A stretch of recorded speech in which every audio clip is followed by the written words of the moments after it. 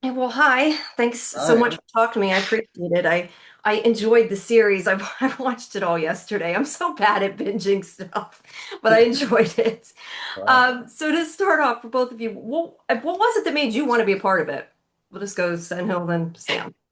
Well, For me, it was just something very different than what I had been doing when I had a Zoom meeting with our director Dries and writer David and Jen Burnett, our producer, and I was doing like a sci-fi kind of like a it's a Jap based on a Japanese manga. It's called One Piece, and it was very kind of you know, fantastical. People have powers, and I was talking to a tennis ball on a stick type thing, and very kind of CGI and special effects, visual effects heavy. And this was just like a very grounded. I got to talk to human beings, which was pretty cool after having done kind of a genre thing for quite a bit of the year. And that was the thing that kind of drew me to it. It was a very different character than what I had been playing and what I had played in general. I think, he was an adult. I got to play an adult, which was really nice. all right. What about you, Sam? Yeah, for me, I spent the last sort of 10 years here in the States and working predominantly over here. And I was really excited to get back to the UK and make some great British TV. And I think a role that was very different to anything I'd ever played. A character that goes on a massive arc, does some terrible things towards the end. But also, yeah, it just felt like I could use my own accent. I didn't have to layer this sort of false character on top. It felt the writing was very domestic and natural, and it just felt like a great choice. And I've been sort of searching that kind of project out, something that would tick a few boxes for me like that. So, yeah, it was a no-brainer, really. All right. Sam, talk about playing that sort of, I guess, darker. Yeah, you could say that. He gets sort of darker, I guess, towards the end, but talk about sort of that connecting with that part of him. Yeah, I think it came from this sort of this jealousy, this pride that he has. He's got this sort of pretty well put together life um, that starts to just unravel. And I think that he's not necessarily an evil person. He's not this mass murderer killer or anything. But I think he's pushed into a world that's just out of his control, and he feels helpless and he feels powerless, and I think he's sort of blinded by jealousy and uh, professionally and emotionally, and just chooses a very wrong path.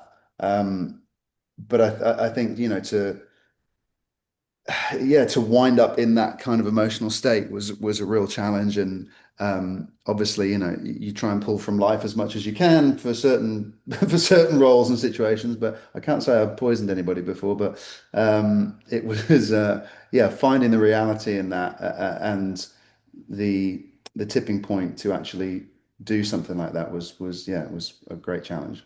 Mhm. So I know you got quite a few more emotional scenes with the grief and everything in this show. Talk about that, and do you find that part of it, the more emotional part of the role, harder, or does it really not matter? I mean, I guess it depends, but Yeah, I mean, no, I did find it harder just because I think that uh, people in this age group and the age group of these characters, as well as us as the actors, um, inevitably are going through or have already gone through kind of seeing your parent or your parents decline.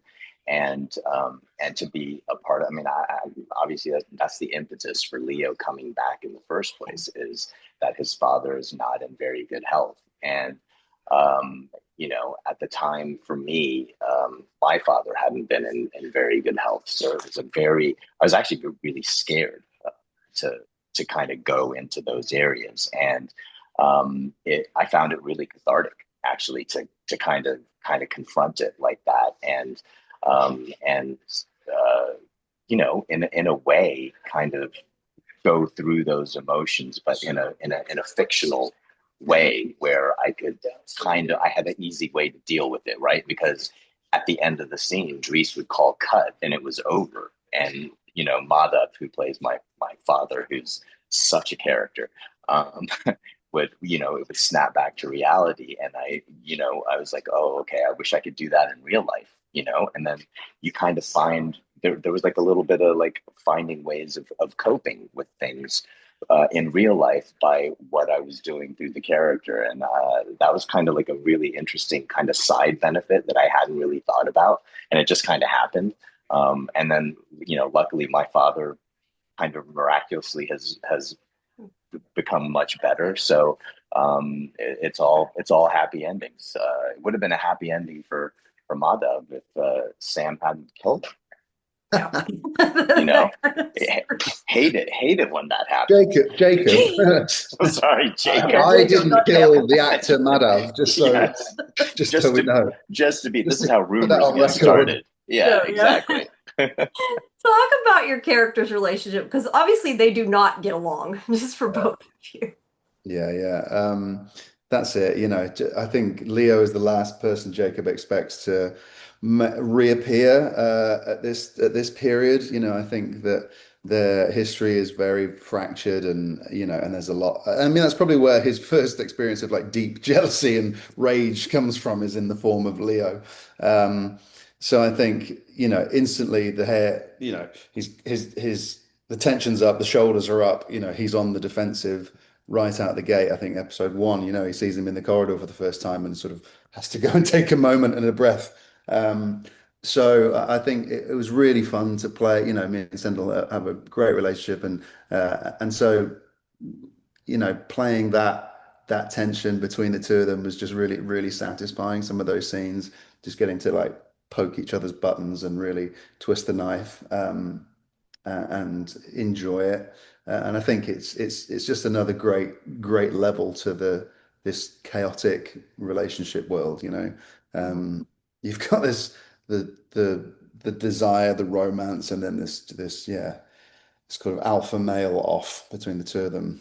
It was fun. Yeah. So I don't know you got anything to add. I think your character was a little bit better dealing maybe with some of the jealousy than Yeah, Jacob was. because I think it's a really tough situation for Leo because he's coming back, and in the end, Jacob won the battle. He's the one who got Charlotte, not Leo. Yeah. Leo's on his own, traveling the world and Who's doing philanthropy and all the rest of it, but he doesn't have Charlotte, and that's what he wanted in the end, and he didn't get it. So I think that right off the bat, the second these two lay eyes on each other, they don't like each other, and that's always fun to play. Like that tension that stays that way between the two characters through all 6 episodes, and then of course when you find out what Jacob's been up to, um, and how he, you know, so even if it was subconsciously, it had to be born from this kind of jealousy that he has, that Leo and Charlotte may have something that maybe they don't have together. And I think from Leo's point of view, he's like, well, what did he have that I didn't have? Like, how come Jacob gets to end up with Charlotte? Like, I'm the one who's rich and all of this stuff, and like, how come that wasn't enough for her? Like, what did I miss? And so that's always there, I think, in the back of Leo's head as well. It's like, he got her, I didn't. So I got to do some introspection here and figure out what's going on with myself, which I think is what he's done over the past 20 years. Yeah, yeah, definitely. What did you guys do to prepare for the roles? Uh, Anything particular? Lots yeah, of threesomes for Sam. yes, nine sums. Yeah. Ninesomes. Um, no, I mean, one of the most amazing things we got to do for preparation was go and observe an open heart surgery in Belgium. Oh, wow. Obviously, the medical side of the show, the medical drama, is pretty important to the story, and so we wanted to make sure that that we knew what we were talking about as much as we could. And for me, that's a role that I've never explored. Never had to deal with medical jargon, but wanted to understand it as best I could. So yeah, it was a real privilege, to be able to observe a real surgery. And a team of incredible surgeons who strangely we thought it was myself and Aggie went in, prior to filming a couple of those big operation sequences, and thought we were just going to be very much like fly on the wall, back of the room, like heads down. But the second we walked in, the surgeons and it's sort of stop what they're doing. Oh, fantastic! The actors are here. Brilliant. Come on. Hi, how's it going? Nice to meet. And whilst this We're still patient doing is it. literally has a chest open. So just a testament to how amazing and skilled they were to they knew exactly what they were doing. But for me, to speak to the anaesthetist and see his world, which is very much, screens and there's this kind of power trip that we'd sort of alluded to, that the anaesthetists have this. They have the power to sort of put people under, bring them back. So there's this power struggle, and even the anaesthetist I spoke to came out with a great like one-liner right out of the gate that was that we are, as anaesthetists, are trying to keep the patient safe from those surgeons. It's that sort of thing. It's like, well, we're the ones that have actually got the patients back. These guys are just chopping them up. So it was like, wow, this is kind of a perfect scene study for what's about to come. And that anaesthetist, actually, his wife was a heart surgeon. Oh wow. And anyway, so just, yes, observing that really helps, obviously, with all the technical side of things. Yeah, that's probably good enough for you. All right. What about you, Sendhil? Well, a lot of my preparation was obviously Leo's British, so I did a lot of kind of accent work to get the accent right. I hadn't done a British accent in a while, so I brushed up with my accent coach, and like every morning would be I had like a preparation where I would just kind of wake up in the morning and I would read out loud in a British accent from the BBC website, like whatever news of the day was happening, I would read out loud, and then like as I would go down, like by the time I got into the car to go to set, I would just stay British for the whole day, and not drop the accent, because you're surrounded by all Brits, and you don't want to be slipping up. So that was a huge part of my preparation. As far as the other kind of like character stuff, we were really fortunate to kind of have like a few days before we started shooting where we got to sit around a table with our director Dries and just kind of read through the 6 scripts and say, hey, I don't understand this. Why does my character do this? Why does that character do that?